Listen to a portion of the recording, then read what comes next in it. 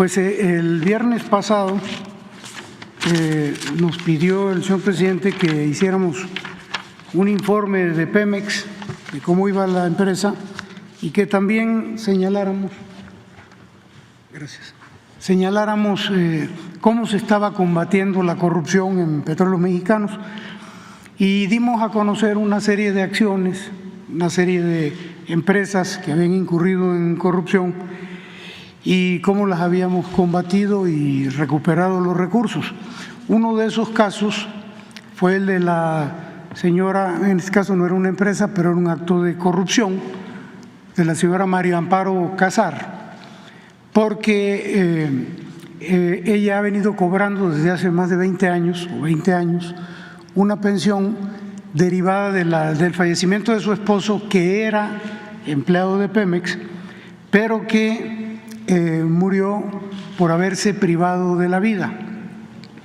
Es importante, para tener muy claro las cosas, que la muerte de un trabajador en Petróleos Mexicanos conlleva toda una serie de prestaciones, en el entendido de que fue en funciones y que fue un accidente. Es decir, procede el pago del seguro, procede la pensión si hay un accidente, pero en el caso de que alguien atente contra sí mismo, contra su vida, no procede ni la pensión ni procede el pago del seguro de vida. Bueno, pues hubo una reacción muy fuerte a partir del viernes que dimos a conocer esto. Los grupos de derecha, los adversarios del régimen, se vinieron con todo y bueno, pues esto nos obliga a dar más elementos, a aclarar más cómo estuvo este asunto del fallecimiento del esposo de la señora Casar. Primero decir que el fallecimiento ocurrió el día 7 de octubre de 2004 y a las pocas horas de que sucedió el lamentable suceso trágico, se presentaron familiares, dos cuñados del señor Márquez Padilla, quien falleció, y su hermano. Entonces se presentó el señor Juan Rebolledo Gout, cuñado del señor Márquez Padilla, se presentó José Ignacio Casar Pérez, hermano, también cuñado de él, del finado, hermano de la señora Casar, y se presentó Federico Javier Márquez Padilla, hermano del finado. Y hubo conocimiento de todo el proceso prácticamente a las pocas horas de que sucedió el asunto. El viernes pasado yo escuché, pero además fue en muchos programas de radio, que la señora Casar señaló que ella pasaba de víctima a victimaria, que ella había sido la víctima de todo esto y que se había estaba enterando de que la muerte del señor Márquez Padilla obedecía a suicidio. Bueno, pues yo creo que empezaríamos a aclarar, primero dando unos datos adicionales. El señor Márquez Padilla entró el día 1 de junio de 2004. El 24 de ese mes recibió un crédito de 447,000 pesos, un crédito sobre nómina, y el día 30 de ese mismo mes, antes de un mes de haber llegado, un crédito por 268,000 pesos para adquirir un vehículo. A partir de ahí, él entra como coordinador de asesores del director de administración de Petróleos Mexicanos. La señora Casar en ese entonces era coordinadora de asesores del secretario de Gobernación. Bueno, pues prácticamente al día siguiente del fallecimiento, el fallecimiento fue el día 7 de octubre, el día 8 de octubre, el agente del Ministerio Público hace un peritaje donde señala suicidio. La investigación se abre por homicidio, pero ya al día siguiente ya hay evidencias del perito de que se pudo haber tratado de un suicidio. De manera que esto da pie a una investigación que se lleva aproximadamente 4 o 5 meses. Esto ocurre el 7 de octubre y en febrero ya la Fiscalía da a conocer el dictamen de cierre de ejercicio donde no hay homicidio, sino que lo que ocurrió, nadie privó de la vida al señor, el señor se quitó la vida 5 meses después. Pero es importante decir que la señora Casar, el día 15 de octubre, el día 7 fallece su esposo, el día 15 de octubre ya solicita la pensión y el pago del seguro. Y una cosa curiosa o poco usual, Petróleos Mexicanos, los funcionarios de aquella época, no Petróleos Mexicanos, como dice el presidente, pues no tiene la culpa Petróleos Mexicanos, los funcionarios le pagan el primer cheque de pensión ese mismo mes, el día 29 de octubre. Fue algo muy rápido, ahí es el 7 de octubre y el 29 ya ella recibe el primer pago de pensión y el 19 de noviembre, un mes, 10 días después, recibe el pago del seguro. ¿A cuánto ascienden estas cantidades? Bueno, en el caso de las pensiones, hasta la fecha en que se cortaron, que fue en febrero de este año, 31 millones de pesos por pensión, a razón de 125,000 pesos mensuales, y el seguro a razón de 17,600,000 pesos que recibió la señora Casar, sin que se esperara al cierre de la averiguación. ¿Qué era lo que tendrían que haber hecho en Petróleos Mexicanos los funcionarios anteriores? Esperar a que se cerrara el expediente para que quedara claro las causas de la muerte, sobre todo después de que el perito al día siguiente ya tenía evidencias de un posible suicidio. Bueno, no fue así.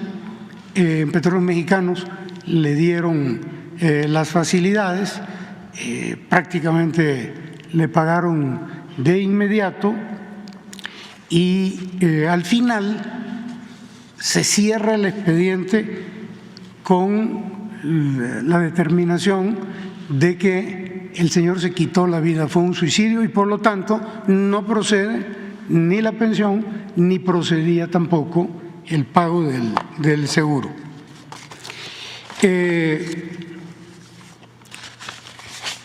El otro dato que es importante señalar aquí es de que en esta andanada que se dio de parte de los grupos adversarios de este régimen, conservadores, fue de que se habían violado los derechos de la familia porque se habían dado a conocer. Quiero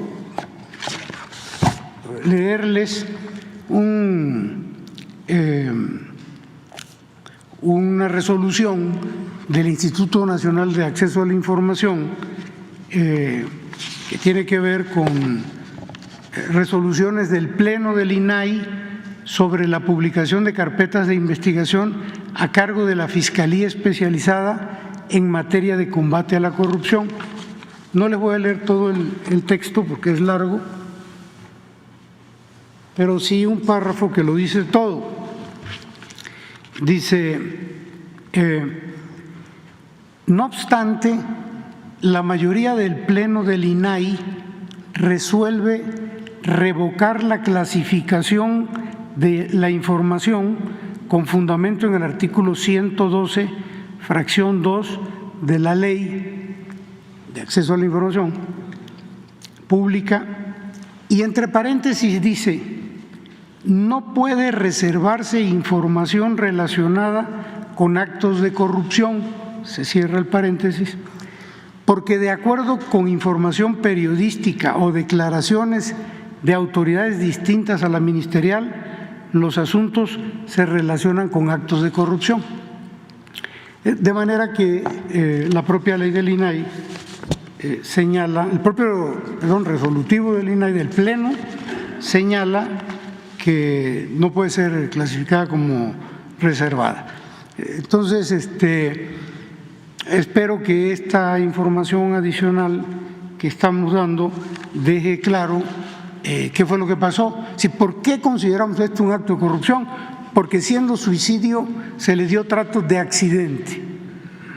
Y ese es el resolutivo que señala el cierre de la averiguación de la Fiscalía.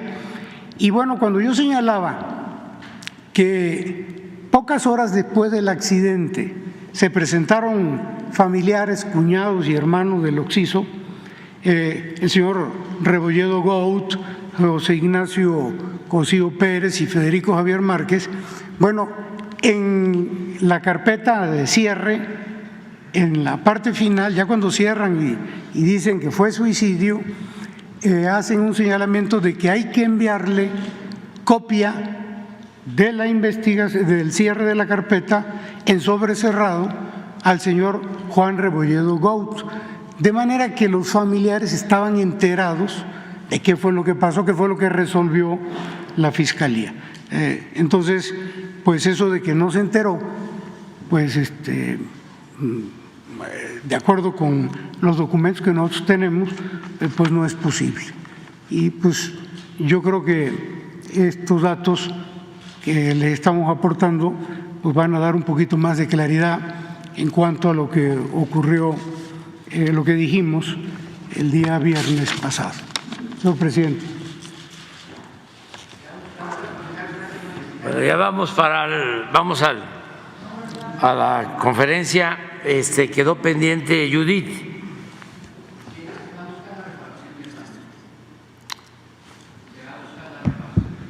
Sí, ya hay una denuncia. A ver si lo explicas. Eso sí. O sea,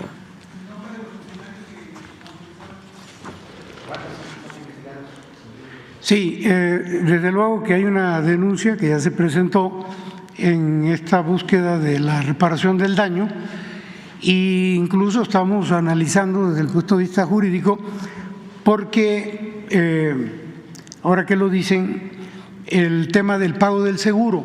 La señora Casar señalaba en la entrevista que el seguro se lo pagó una empresa privada, una aseguradora privada, lo cual es cierto. Lo que no dice la señora es de que la póliza de los seguros de todos los trabajadores de Pemex, incluido en este caso el señor que falleció, pues es pagado por Pemex. Entonces, si hay un accidente, que no es el caso, y hay una muerte, bueno, pues se le informa al seguro y el seguro paga. En este caso, pues dado que la información que seguramente se le proporcionó al seguro fue de que había sido un accidente, entonces el seguro puede demandar a Pemex. Entonces, estamos viendo todos esos asuntos de tipo legal y desde luego buscando que haya un resarcimiento de ese recurso que se entregó de mala forma. Tengo entendido que son dos funcionarios que en ese entonces tenían que ver con el tema de la jubilación, uno encargado de recursos humanos, no mal recuerdo, y otro que también tenía que ver con el tema. La denuncia es ante la función pública. La denuncia es ante las autoridades correspondientes. Es una denuncia por corrupción y se va a realizar la investigación. Ya estos funcionarios ya no están en Petróleos Mexicanos, son exfuncionarios, pero pues no quedan exentos de la acción de la justicia. ¿Y no está claro si también la denuncia implicaría a la señora María Amparo Casar? Bueno, eso es algo que tienen que analizarse en el departamento jurídico, en la dirección jurídica de Pemex. ¿Ella sostiene que no se reunió con Batis? ¿De eso tienen alguna información adicional? No, ella sostiene muchas cosas, entre otras que se acababa de enterar de que era suicidio. y de que, bueno, todo lo que dijo, pero bueno, esto no es un asunto de qué dice uno y qué dice el otro, sino de los documentos que están exhibidos y que pueden ser consultados por todos. Perdón, no entendí. Han pasado 10 años, hay posibilidad de que Es que, a ver, de uno por uno, porque ahí sí ya no le han pasado 10 años 20. de la situación. Sí, perdón, 20. ¿Hay posibilidad de que prescriba este delito? Bueno, me dicen los abogados que no prescribe porque como se ha seguido pagando la pensión, se vino pagando la pensión hasta este año, pues entonces no hay prescripción por el hecho de haber estado recibiendo aún el recurso. Perdón, no sé quién preguntó atrás.